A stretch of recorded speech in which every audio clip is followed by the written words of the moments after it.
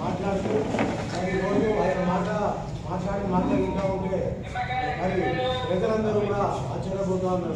ఒకరికి వాడుక భాషలో వాడే భాష అండి. శ్రీశైలంగౌడ గారు మీరు ఒక్కసారి గుర్తుపెట్టుకోండి, మరి మా ఎమ్మెల్యే గారు రాష్ట్రంలోనే అత్యధిక మెజారిటీతో గెలుచడం జరిగింది. అందరూ కూడా ప్రజలు బ్రహ్మరథం పట్టారు ఆయన గురించి. మరి ఆయన ముందు మీరు 3 సార్లు ఓడిపోయారు, ఒకసారి డిపాజిట్ కూడా రాలేదు. అవన్నీ గుర్తుపెట్టుకోండి. ఏదో మమ్మల్ని గల్లీలో మీరు దవరక్కలేదు, పబ్లిక్ రోజు మిమ్మల్ని గల్లీలకు రాణిస్తలేరు, 3 సార్లు తవరి కొట్టారు. అది మర్చిపోయి మీరు మాట్లాడుతూ ఉన్నారు. ఒక్కసారి ఆలోచించండి. మీరు రాజకీయంలో వచ్చిన దగ్గర నుంచి 2009లో మరి మీకు కాంగ్రెస్ పార్టీలో టికెట్ రాలేదు. ఆ రోజు మరి మేమందరం కూడా ఇండిపెండెంట్గా మిమ్మల్ని గెలిపించిన తర్వాత మీరు ఏం చేశారు?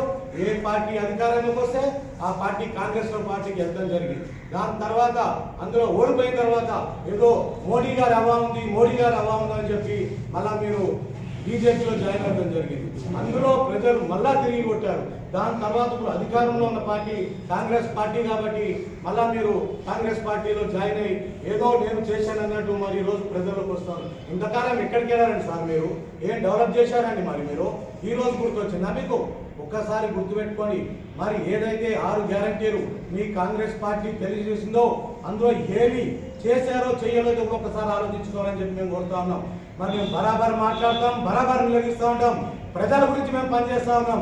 ప్రజలకు ఏవైతే పథకాలు మీరు చెప్పారో ఆ పథకాలు అందించేదాకా మిమ్మల్ని నిలదీస్తూనే ఉంటాం.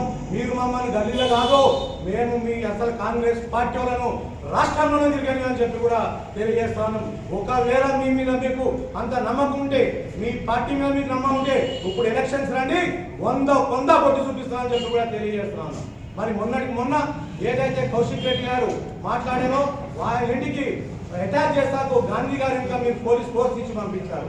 మరి ఆ రోజు ఒక ఎమ్మెల్యే గారికి మరి లాండ్ ఆర్డర్ ప్రాబ్లం జరుగుతుంటే మామూలు ప్రజలకు మీరు ఏం న్యాయం చేస్తారు ఒకసారి ఆలోచించారు. మరి మొన్న మీకు బుద్ధి రావాలి కదా. ఆ రోజు అంతమంది ఎమ్మెల్యేలు సిపి ఆఫీస్ దగ్గర గంటలు కూర్చుంటే రెస్పాన్స్ ఇచ్చే ఆఫీసర్ లేదు కదా. దాని తర్వాత వాళ్ళు ఏమైనా మర్డర్ చేశారా, మానభంగం చేశారు? ఏం చేశారు? వాళ్ళని తీసుకుపోయి ఇక్కడెక్కడో తిప్పుతున్నారు, షేర్ పేరు తిప్పుతున్నారు, ఇంకో దగ్గర మరి అక్కడ ప్రజలే బయటకు వచ్చి ఒక దగ్గర అయితే ప్రజలే ఒక కార్యకర్త బయటకు వచ్చి రోడ్డు కడ్డంగా జేసీబీ పెట్టడం జరిగింది. కొంతమందికి వచ్చి కొట్టండ్రా తన్నండ్రా అనే పరిస్థితి మీరు తెచ్చుకున్నారు. ఒక్కసారి మీరు అన్ని గుర్తు పెట్టుకొని మరి మీరు మాట్లాడుతూ ఉండాలి. మరి ఈరోజు ఇంత పెద్ద మెజార్టీ ఇచ్చిన మరి మా వివేకానంద గారు అన్నే ముందు ఒక్క చెయ్యి ఎవరికైనా చూపించాడు, 3 ఏళ్ళు మనము చూపిస్తాయని చెప్పి కూడా ఒకసారి ఆలోచించుకోండి.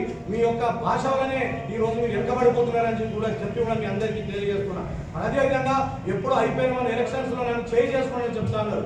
మరి ఆ రోజు చేసింది తప్పు కాబట్టి వెంటనే 24 గంటల లోపలే మా ఎమ్మెల్యే గారు ప్రెస్ మీట్ పెట్టి అపాలజీ చెప్పారు. నేను ఏదో తొందరపడ్డాను, ఏదో తొందరపడి మాట్లాడానని చెప్పి కూడా తప్పొప్పుకున్నానని చెప్పి కూడా మీ అందరికీ తెలియదు.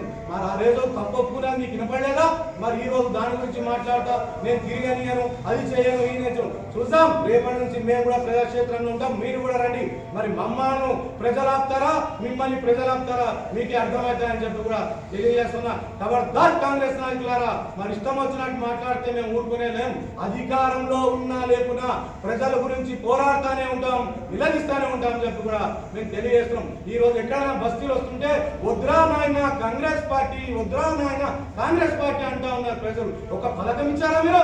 ఒక్కసారి ఆలోచించుకోండి. మరి పెన్షన్ పెంచగలిగారా? ఆ 200 మీటర్ ఫ్రీ చేస్తాను ఇప్పుడు అది చేయగలిగారా? గ్యాస్ సిలిండర్ అడిగారా? మొన్న మీరు రైతు బంధు ఏదైతే ఉందో అది ఇవ్వకపోతే రాజీనామా చేయమంటే రాజీనామాకి రెడీగా ఉన్నారు హరీష్ రావు గారు. మరి ఆయన రెడీగా ఉన్నా మీరు ఇచ్చారా, ఇవ్వగలిగారా అని చెప్పి కూడా నేను మీ అందరికీ తెలియజేస్తున్నా. మరి ఆయన ముఖ్యమంత్రి గారు ఒక పెద్ద మనిషి అయిన తర్వాత ముఖ్యమంత్రి అంటే ఆయన ఒక పార్టీకి ముఖ్యమంత్రి కాదు, ప్రజలందరికీ ముఖ్యమంత్రి అని చెప్పి కూడా నేను తెలియజేస్తాను. అందరినీ సమానంగా చూడాలి, మరి అన్ని రకాల పథకాలు కూడా అందరికీ చేర్చాలని చెప్పి కూడా నేను తెలియజేస్తున్నాను. మరి మా పార్టీ నుంచి గెలిచి ఎమ్మెల్యేలు కూడా ఒక్కసారి ఆలోచించుకోవాలి. మాకే సిగ్గు అనిపిస్తోంది. మేమేమో కాంగ్రెస్ లో చేరామంటారు, మరి కాంగ్రెస్ పెద్ద నాయకులు అందరూ మా దాంట్లో లేరు, వాళ్ళు ఆపోజిషన్ ఉన్నారని చెప్తున్నారు. కాబట్టి మరి మీ విలువ ఎంత ఉందో మీరు ఒకసారి ఆలోచించాలని చెప్పి కూడా నేను తెలియజేస్తాను.